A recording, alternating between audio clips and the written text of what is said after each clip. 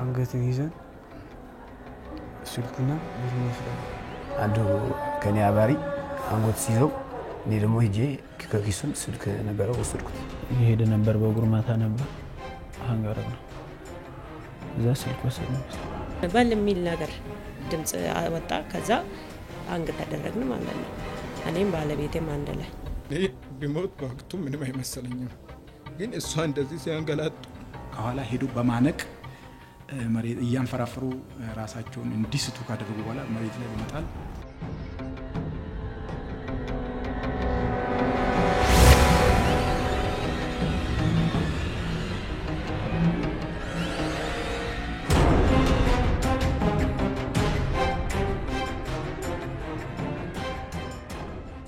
በአዲስ አበባ ፖሊስና በሌሎች የጸጥታ አካላት የተቀናጀ ሥራ አስተማማኝ ሰላሟ ጸንቶ መዝለቅ የቻለችው መዲናችን ወንጀል በመፈጸም ያልተገባ ጥቅም ለማግኘት ከመሻት በዘለለ እሳቤ ሰላሟን ለማናጋትና ነዋሪዎቿን ለማሸበር በቡድን በመደራጀት በተቀናጀ መንገድ እየተንቀሳቀሱ ጭካኔ የተሞላበት ድርጊት ሲፈጽሙ የነበሩ ተጠርጣሪዎች ከያሉበት ተለቃቅመው በቁጥጥር ስር ውለዋል።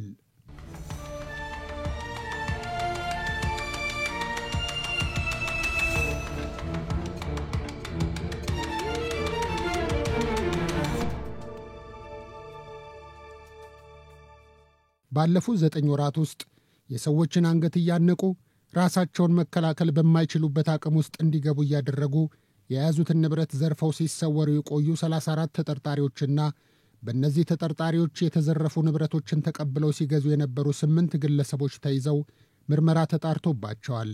የፈረጠመ ጉልበታቸውና ማናለብኝነት የወለደው ጭካኔያቸው ከሕግ በላይ የሚያደርጋቸው መስሎ የተሰማቸው ቢሆንም የሕግ ጉልበት እንደሚበልጥ አምነዋል። መጠጥ እየጠጣን ነበር። ከዛ ሄድን። ጧት ነበር ሰክረን ነበር። በዛ እና እንሂድ እንደዚህ ሰው እንቀማለን አሉ። ሄደን ቀምተን ወሰድን። ስልክ ሸጥ ነው። እኔ ከኋላ ወርጄ ከገናት ነው የሚባለው ልጅ ጋር ሆኜ አንጋርኳች ሁለቱንም። እኔ ወንዱን ያዝኩ፣ እሱንም ሴቷን ያዘ። እንደዛ ከዛ ሩጠን መኪና ውስጥ ገብተን አመለጥን። ፊጋ አካባቢ ነው ጧት 11 ሰዓት አንድ ግለሰብ ተበዳይ ግለሰብ በእግሩ እየሄደ ነበር።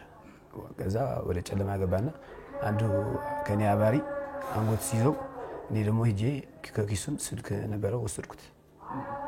ጧት ነው ማለት ነው። ከዛ ሄድን እኛ ደግሞ አራቱን እንምንሄደው። ከዛ አንዱ አንገቱ ይዛል፣ አንዱ ሹፌር ነው፣ አንዱ ደግሞ ሰው ይጠብቃል፣ አንዱ ደግሞ ይፈትሻል ማለት ነው ኪስ። በየካ ክፍለ ከተማ ነው በእንትን አካባቢ በየቀለም እንትን ነው የኮተቤ በዛ አካባቢ ነው። ኮተቤ አልፈ በዛ እየሄድን ነበርኛ 3 ሰው ሆነን እዛ ሄደን እየተመለስን አንድ ሰው ነበር አግኝተን እሱን አንገቱን አንቀን ስልኩን ወሰድን። እዚህ ቦሌ ሚካኤል እዛ አራቱንን ሰው መንገድ ላይ የሄደ አንገትን ይዘን ስልኩና ብሩን ወስደን እኔ ሹፌር ነኝ የነበርኩ በዛን ሰዓት እና 3 ልጆች ደግሞ ከኔ ጋር ከዛ ሁለቱም ወርደ ነው አንገም ይዙ።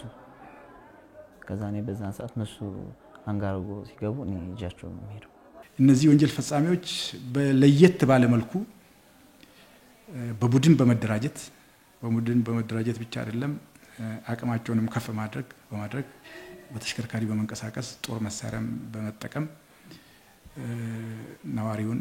በነዋሪው ላይ የተለያዩ ወንጀል አሰቃቂ የሆኑ ወንጀሎችን እየፈጸሙ በተለይ ፍጹም የሆነ ጭካኔ የተሞላበት ወንጀሎችን እየፈጸሙ የሚሰወሩበትና እነዛን ከተሰወሩበት ቦታ ይዘን ለሕግ የማቅረብ ስራዎችን አሁን በአሁኑ ሰዓት እየሰራ እንገኛለን። እነዚህ ተጠርጣሪዎች በሁለት ከፍለን ማየት እንችላለን። አንደኛው ቡድን ተሽከርካሪን በመጠቀምና ያለ ተሽከርካሪም እየተንቀሳቀሱ ሰዎች ወይ ዜጎች በምሽት ብቻቸውን ወይ ሁለት ሆነው በሚንቀሳቀሱበት ሰዓት ምናልባትም እነዚህ የሚንቀሳቀሱ ሰዎች ውድ የሆኑ ሞባይሎችን፣ ላፕቶፖችን፣ ጌጣጌጦችንና የሀገር ውስጥ የሚሆኑ የውጭ አገር ገንዘቦችን ይዘዋል ብሎ የሚገምቱትን አስቀድሞ በማጥናት እየተከታተሉ ከኋላ ሄዶ በማነቅ መሬት እያንፈራፈሩ ራሳቸውን እንዲስቱ ካደረጉ በኋላ መሬት ላይ በመጣል ያላቸውን ሁሉ ከቀሙ ወይ ከዘረፉ በኋላ ወዲያው በተያዙ ተሽከርካሪ ባዘጋጁ ተሽከርካሪ ወይም በተከራዩ ተሽከርካሪ ከአካባቢው የመሰወር ወንጀልን የሚሰራ ቡድን ነው። ሁለተኛው ቡድን ደግሞ የጸጥታ አልባሳትን በመጠቀም የጸጥታ አካል በመምሰል የአዲስ አበባ ፖሊስን በመምሰል የፌዴራል ፖሊስን በመምሰል ሐሰተኛ የጸጥታ አካላትን መታወቂያ በመጠቀም የህግ አካል መስለው አስቀድሞ በሚያጠኑት አንዳንድ የተወሰኑ ባለሀብቶችም የግለሰቦችን ቤት በማውጣት እየገቡ የጸጥታ ኃይልን ለፍተሻ ነው የመጣ ነው፣ ፍርድ ቤት መያዣ ትእዛዝ ይዘናል፣ ሰው እንፈልጋለን በማለት እየገቡ የሚፈልጉትን ውድ ጌጣጌጦችን፣ ገንዘቦችንና ሌሎችም ይጠቅሙናል የሚሉትን ሁሉ ዘርፎ የሚሰወር ቡድን ነው።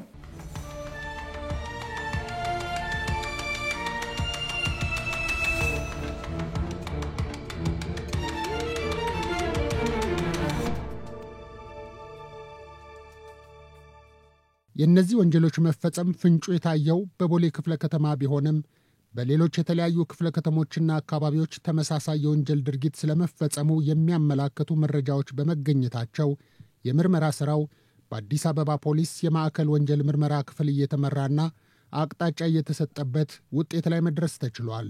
በተደጋጋሚ ከተለያዩ ቦታዎች በምናገኛቸው ከህብረተሰብ በምናገኘው ጥቆማ ከህብረተሰብ የምናገኛቸውን ጥቃቅን መረጃዎች የመኪና ቀለም የተለያዩ ነገሮችን ታርጋ ከካሜራዎች በምናገኛቸው ዳታዎችን መሰረት በማድረግ እሱን በማስፋት ወንጀለኞቹ የት አካባቢና እነማን እንደሆኑ የመለየት ስራ ነው የተሰራው።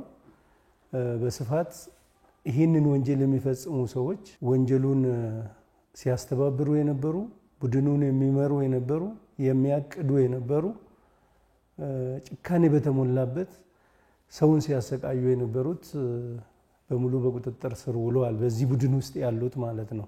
ወደ ግል ጉዳያቸው ሲንቀሳቀሱ ባላሰቡትና ባልገመቱት መንገድ በጉልበተኞቹ ታንቀው ንብረታቸው የተዘረፈባቸው የግል ተበዳዮች ራሳቸውን ለመከላከልና ሕይወታቸውን ለማትረፍ ከወንጀል ፈጻሚዎቹ ጋር ትንቅንቅ ውስጥ ገብተው የነበረ ቢሆንም በአንገታቸው ላይ ተጠምጥሞ የተቆለፈው የፈርጣማዎቹ ክንድ አቅማቸውን ሰልቦባቸዋል።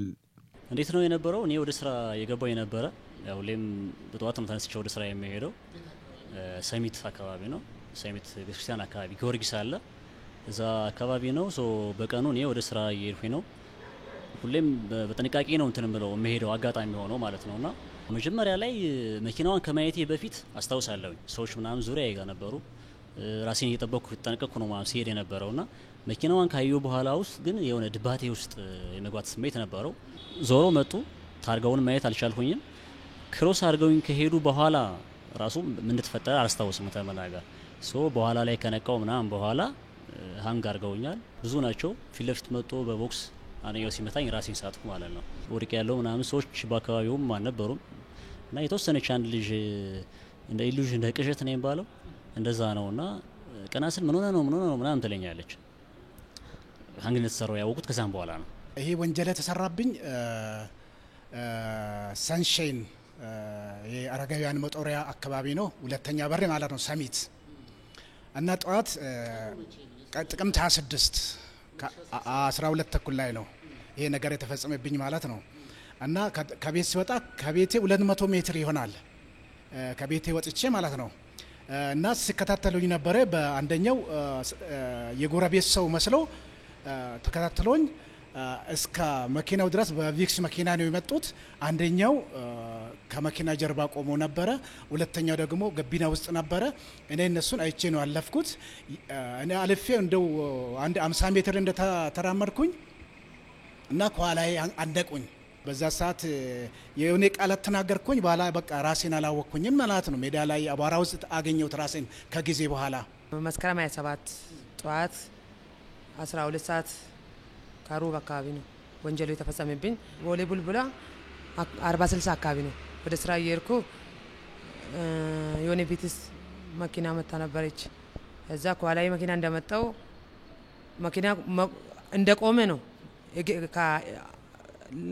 ከመኪና የወረደ ሳይሆን መኪና በእግር የመጣ ሰው መጥቶ ከኋላዬን አነቀኝ።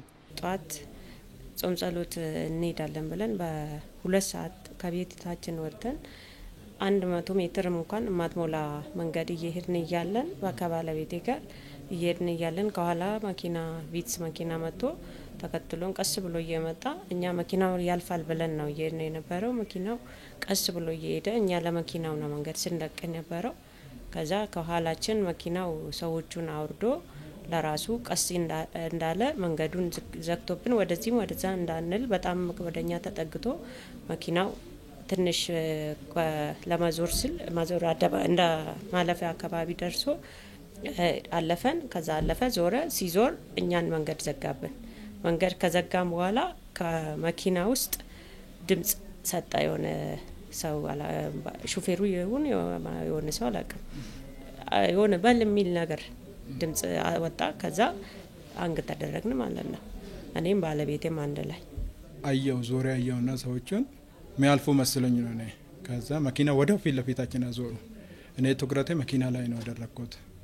ስለዛ መኪና ዞሩ። ባለቤቴ ፈርታ ወደ እኔ ጠጋለች። ሁለቱ ግግብዳ ሰዎች ዞር ብዬ ሲያይ ሁለቱ ሰዎች አንገቴ ላይ ቆመዋል። አንዱ በሷ በኩል አንዱ በእኔ በኩል ፊታቸውን በደንብ አይቻሉ በወቅቱ። ከዛ መኪና ወዲያው ፊት ለፊታችን አዞሩ። መኪና ላይ ትኩረት መኪና እንዳይገጨኝ ብዬ መኪና ላይ ትኩረት አረኩት።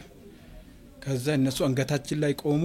ከዛ ፊት ለፊት አንዱ ወረደ። አንዱ መኪና ውስጥ ሆኖ በለው የሚል ድምጽ አሰማ። ከዛ ሁለቱም ዘለሉና እኛ ላይ ወደው በቃ አንጋረጉን። ሁለቱም በአንድ እንትን ሲታገል ፊት ለፊት እያዞሩኝ ነበር። ባለቤትን አንጠልጥሎ እኔ ፊት ለፊት አዞሮ አስወደቁት። እሷ እኔን ወዳን ፊት ለፊት ይዞኝ ጣሉኝ እዛው። ከዛ ከፊት ለፊት መጥቶ ኪሴ ሲገባ አንዱ እያየው ነበር። ይሄ በቃ አንጠላጥሎኛል። በቃ ሰውዬ በጣም ከባድ ነው፣ ግብዳ ነው። ምን እንደያዘው አላውቅም። ከዛ አንጠላጥሎኛል። ማውራት አይችልም። ለተወሰነ ሰዓት ደግሞ ራስን እንትን ብያለሁ፣ ደክሞኛል። በቃ መታገል አልቻልኩም። አይኔ ወደ እንትን እያለ ነበር።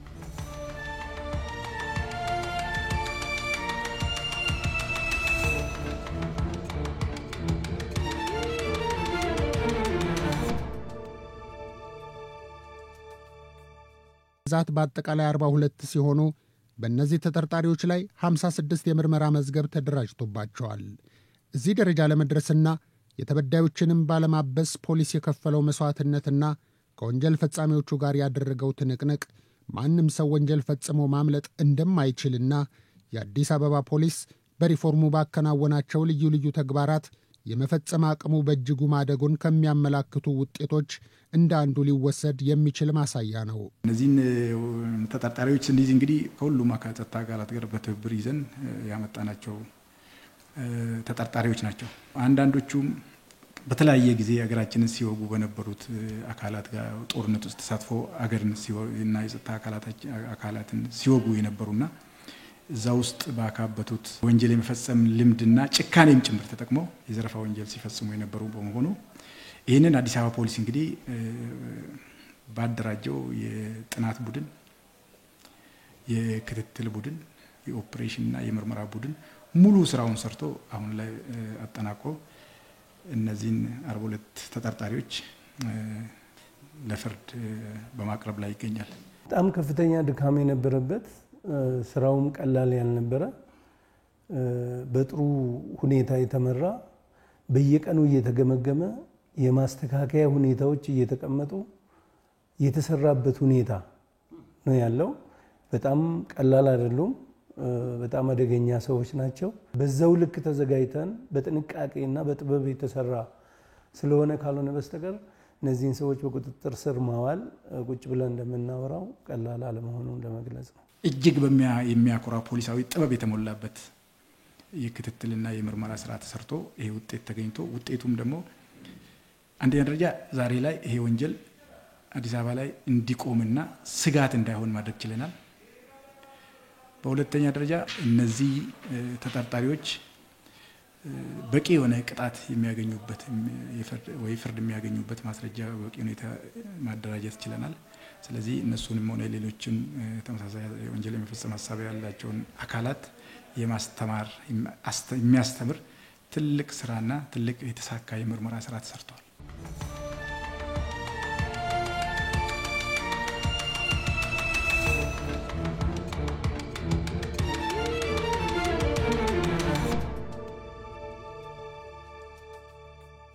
ወሰን አካባቢ እሱም ጠዋት ነው 12 ሰዓት በመኪና ላይ ነው። ከዛ አንድ ግለሰብ አገኘንና ሄደን አንዱ አንጎት አንቆስ ይዘው እኔ ደግሞ ሄጄ ከኪሱ እና እንትን መሳሪያ ነበረው ወሰድኩለት ማለት ሽጉጥ ከኋላ እንትን ማለት ነው ከጀርባ አስቀምጣት ነበር ሳውጥቼ ወሰድኩት። እኔ መጀመሪያ ኪስ ነበር የሚሰርቀው። ከዛ ቀስ ያልኩ እንደዛ ጀመርኩ መስረቅ ከሰው ጋር ሆኜ ብሄድ ምናምን 22 ነበር ሰፈሬ በመኪና ማንቀሳቀስ እንትን ነበር በእግሬ ነበር የምሰራው። ከዛ እዛ 22 ዳውንታውን አካባቢ እዛ በአዲስ አስፋልት እዛው የቀማ ጠቀም ነበር። አንዳንዴ በእግራችን ሁለት ምናምን ሆደን እንሰርቃለን። ካልሆነ ደግሞ በመኪና ደግሞ 4 ሰው ሆነን ምናምን እንሰርቃለን። ሌሎች ደግሞ እዚህ ቃሊቲ አካባቢ አንድ ሰው ሀንግ አድርገናል። ይሄድ ነበር በእግሩ ማታ ነበር ሀንግ አደረግነው። ከዛ ስልክ ወሰድንበት። ሌላ ደግሞ እዚህ ገላን አካባቢ ቃሊቲ አንድ ሰው ሀንግ አድርገናል ስልክ ወሰድንበት። ሌላ ደግሞ እዚህ እንትን ሰሚት ለሚቆራ አካባቢ አንድ ሰው ሀንግ አድርገናል።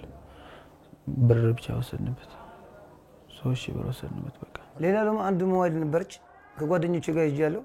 ያው ሞባይሉ ጓደኛ ዘረፈ። ከሱ ጋር ነበርኩ። ያው እዛ መኪና ውስጥ ነበርኩ። ዘርፎ ከአንድ ሰው አንቆ ሞባይል ተቀብሎ መጣ። እኔ መኪና ውስጥ ነበርኩ። አብረን ሄድን። ሌላ ደግሞ ሁለተኛ ደግሞ እንደዛ ሞባይል እንደዛ ዘረፈ ይዞት መጣ። እኔ መኪና ላይ ያለው አብረን ተመለስ። ይሄ ነው።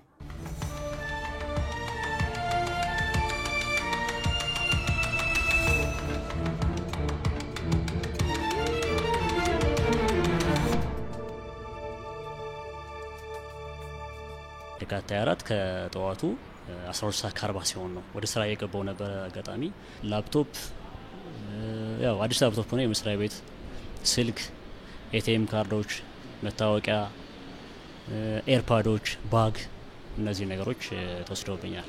ላፕቶፕ ነበረ በቦርሳዬ ውስጥ፣ ታብሌት ነበረ ኪሴ ውስጥ ደግሞ ሞባይል ኢንፊኒክስ ነበረ። እነኚህ ሶስቱን ወሰዱብኝ ማለት ነው። ከወደኩ በኋላ ስልኬና ጣቴ ላይ የነበረ የወርቅ ቀለበት ከወሰደ በኋላ ከጣሌን ካነቀኝ በኋላ ናክሶኝ ይዞን የተዘዋወሩ። እዛን ቀን የነበረው እጄ ላይ የነበረ ተንጠልጣይ ቦርሳ ነበረ። ቦርሳ ውስጥ የነበሩት ንብረቶች ሙሉ ተወስዶብኛል። እኔ ማለት ነው ሞባይል ነበረ፣ ጃንጥላ ነበረ፣ የቢሮ መታወቂያዎች፣ ኤቲኤሞች። እኔን ሀንግ ካረገ በኋላ እንደዚህ እጁን ከተተ እጄና አፍ ውስጥ ከተተ። በላላኝ በጣም እዚህ ጋር ወደ 3 ቦታ አደማማኝ እዛን ቀን እና ከዛ በኋላ ቀለበቱ አልወጣ ስለው ትተና አለው እየሰማው ማለት ነው። እና ብቻ ከባድ ነበረ። እኔ ከንብረቱ ትልቁ ነፍስ መትረፉ ትልቁ ነገር ነው። እነሱ እይታቸው ነፍስም እንድተርፍ ስላልሆነ መትረፋችንን ትልቁ ነገር ነው ብዬ ገምታለሁ። ኪሴ ውስጥ የነበረው በወቅቱ ሞባይልና ብር ነበር።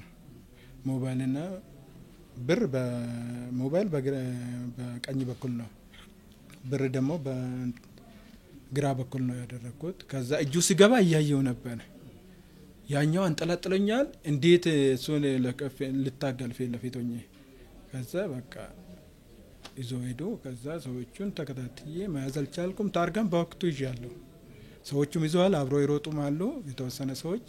ህዝቡ ግን ቆሞ እያየው ነበር። ከዛ ወደ ፖሊስ ሄደን ፖሊሶቹን ቦታ ሄዶ አይቶ ያለ ነገር የእሷን ደም አጥቦ ምን ብሎ ቀለባት ስለሚይዝ መውጣት አልቻለም።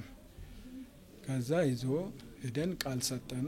ከመጥፎም የተሻለ መጥፎን መርጠው የተወሰደባቸው ንብረት ቀርቶ በህይወት መትረፋቸውን ደስታቸው ያደረጉት የግል ተበዳዮች ፖሊስ ተጠርጣሪዎቹን በቁጥጥር ስር ከዋለ በኋላ እንዲመርጡ በጠራቸው ወቅት የተሰማቸው ስሜት ደስታቸውን እጥፍ ድርብ አድርጎላቸዋል። የሚፈጽሙበት ሁኔታ ጭካኔ የተሞላበት አቅማቸውም በስፖርት የዳበረ ጉልበትም ያላቸው ጭካኔያቸውም ጥግ ድረስ የደረሱ ሰዎች ስለሆኑ እነዚህ ሰዎች ይያዛሉ ወይ የሚል ህዝቡ ጋር ወንጀል የተፈጸመባቸው ሰዎች ጋር ጥርጣሬ ነበር። ተይዞ ሲያዩ ፖሊስን በማድነቅ እውነትም ማንም ሰው ለጊዜው የሆነ ችግር ሊፈጥር ይችላል እንጂ ከፖሊስ አይን ሊያመልጡ አይችሉም የሚል ከህዝቡ እያገኘን ያለነው ፊድባክ አለ። በጣም ጥሩ ስራ ነው እዚህ አካባቢ ላይ የተሰራውና በአብዛኛው በሚባል ደረጃ ይህንን ወንጀል እየዞሩ ሲሰሩ የነበሩት ሙሉ በሙሉ ተይዟል። በጣም ነው የማመሰግነው እኔ አሁን እነኛ ወደ 7 የሚሆኑ ተይዞ ነበረ። ያው ቁጥር አላቸው ተሰልፎ ነበረ። የትኞቹ ናቸው አንተን የዘረፉት ወይ ንብረትን የነጠቁ የትኞቹ ናቸው ብሎ ሲነገሩኝ ቀጥታ ሁለቱን ሰዎች አገኘሁኝ። ሁለቱን ሰዎች አሳዩአቸው ትክክለኛ እነሱም ደግሞ እንደዛው ነው ቃል የሰጡት።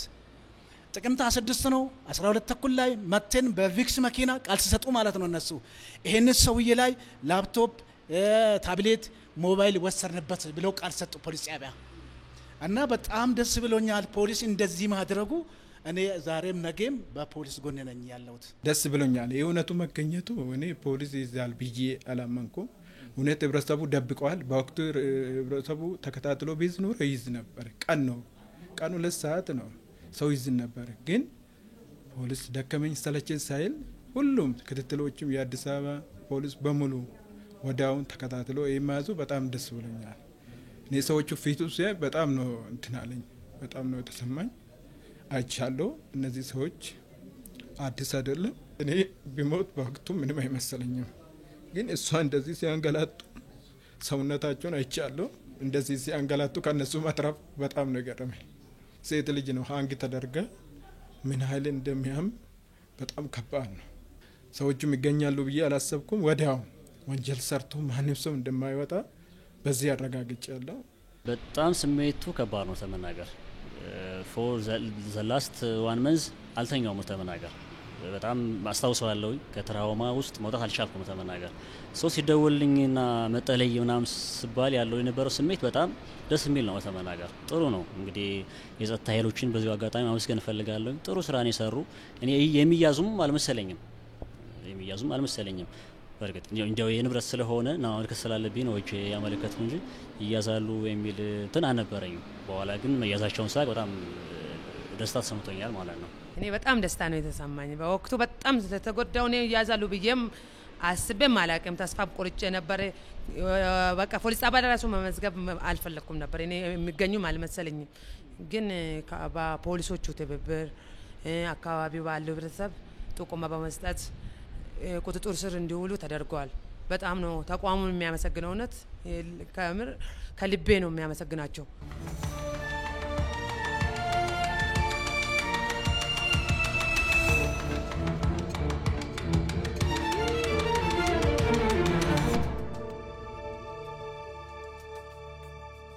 ተጠርጣሪዎቹ ወንጀል ለመፈጸም ሲጠቀሙባቸው የነበሩ የጦር መሳሪያዎችና ተሽከርካሪዎች ተይዘዋል። ከግል ተበዳዮች ከተወሰዱ ንብረቶች መካከልም ጥቂት የማይባሉ በምሪት ተመልሰዋል። ፖሊስ በሚያከናውነው የወንጀል መከላከልና ምርመራ ሥራ የሚገኘው ውጤት የበለጠ አመርቂና ለዘላቂ ሰላም ዋስትና ያለው እንዲሆን የህብረተሰቡ ተሳትፎ በእጅጉ ያስፈልገዋል። እነዚህ አደገኛ የወንጀል ቡድኖች በጋራና በተናጠል ቤትና መኪና ሲከራዩ ማንነታቸውን በማረጋገጥ እንዲሁም ለምን አገልግሎትና ዓላማ እንደሚከራዩ በመጠየቅ በኩል በአከራዮች ላይ የነበረው ክፍተት ካስከተለው ውጤት አንጻር በቀጣይ ልዩ ትኩረት የሚፈልግ ጉዳይ ነው። እነዚህ አካላት ትክክለኛ መታወቂያ የላቸውም። ልክ አሁን አዋጅ ወጥቷል። ማንኛውም ሰው ቤት በሚያከራይበት ጊዜ ለቀበሌ ማሳወቅ ግዴታ አለበት።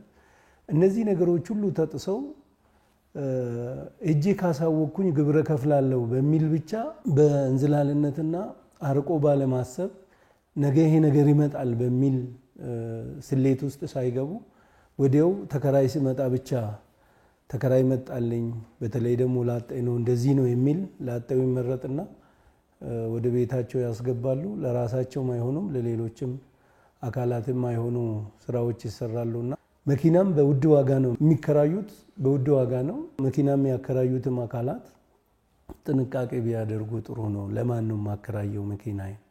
ንብረቱንም እኮ ይዞ ይጠፋሉ። አሁን እንትን ብቻ ሳይሆን እኮ መኪናቸውንም ይዞ የመጥፋት ሁኔታዎችም አጋጥመዋል። እስካሁን ድረስ አከራዮቹ ዝም ብሎ ነው የሚሰጡት፣ ተከራዮቹ መኪናውን ይዞ ይጠፋሉና ጥንቃቄ መደረግ ያለባቸው ነገሮች አሉ።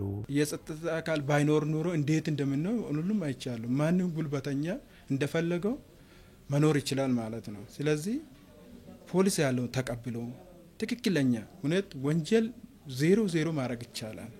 ተባብሮ ህዝቡ ቢተባበር ፖሊስ በቁርጠኝነት እንደዚህ የሚሰራው ፖሊስ ህዝቡ ከጎን ሆኖ ቢተባበር ኑሮ እንደዚህ አይደረግም ነበር። ፖሊስ ብቻው ምንም መሆን አይችልም እንደ ሰው ሳስበው ማለት ነው። አሁን የምናየው የምናስበው እናንተ ሰው ናችሁ፣ እንደኛው የለበሳችሁት ልብስ ብቻ ለየት ስለሚያደርጋችሁ የህግ አካላችሁ ተብሎ ስለሚገመት ብቻ በቃ እነሱ ወንጀል ይጠብቃሉ፣ ወንጀል ይፈልጋሉ፣ ወንጀለኛን ይይዛሉ የሚል ብቻ አይደለም። እኔ ራሴ ወንጀል የሚሰራው ሰው ወንጀሉን ለምን ታረጋለ እያረገ ነው ብዬ ካላጋለጥኩት ሰውየውን ተው ካላልኩት ህመሙ የኔ ዛሬ እኔ ስለደረሰብኝ ላወራ እችላለሁ። ነገ ደግሞ ሌላ ሰው ላይ ነው ይሄ ነገር፣ ሌላ ሰው ላይ ነው ይሄ ነገር። መቀጠል የለበትም። እኔ ህብረተሰቡ ከፖሊስ ጎን መሆን አለባቸው ላለሁኝ። ምክንያቱም ምንድነው ዛሬ እኔን ዘረፉኝ፣ ንብረቴ ወሰዱ፣ ነገ ደግሞ እነሱ ናቸው የሚዘረፉት። ስለዚህ በሰላም ጎን ሆኖ በፖሊስ ጎን ሆኖ ወንጀለኞችን እንዲያወጡ ሲጠሩ አቤት ብሎ በተጠሩበት ቦታ መሄድ አለባቸው ህብረተሰቡ ማለት ነው። ነገ ቤታቸው ሊዘረፍ ይችላል፣ ሜዳ ላይ ደግሞ ሊዘረፉ ይችላሉ። ስለዚህ ምንድነው ማድረግ ያለበት? ተደራጅተው እንደኚህ ሌቦችን ማስወጣት፣ ለፖሊስ አሳልፎ መስጠት። ፖሊስ ሲጠራቸው አቤት ማለት አለባቸው፣ መሄድ አለባቸው፣ ቃል መስጠት አለባቸው። ዝም ብሎ ዛሬ ሞባይል ተወሰደ አይ ሞባይል ነው ብዬ ቤት መቅራት የለባቸውም። ሄዶ ለፖሊስ ወንጀሉ መናገር አለባቸው ነው የምለው። በፖሊስ ጎን መሆን አለባቸው ህብረተሰቡ። የአዲስ አበባ ፖሊስ የከተማችንን ሰላም ለማደፍረስ ሊቃጣ የታሰበ የሽብር ወንጀልን በማምከን እንዲሁም ህብረተሰቡን ያማረሩ በተለይም በጦር መሳሪያ ዘረፋ፣ ከባድ ስርቆት፣ ውንብድናና ሌሎች በታቀደና በቡድን በመደራጀት የሚፈጸሙ ወንጀሎችን በመቆጣጠር ለከተማችንና ለነዋሪዎቿ ሰላም ዋጋ ከፍሏል።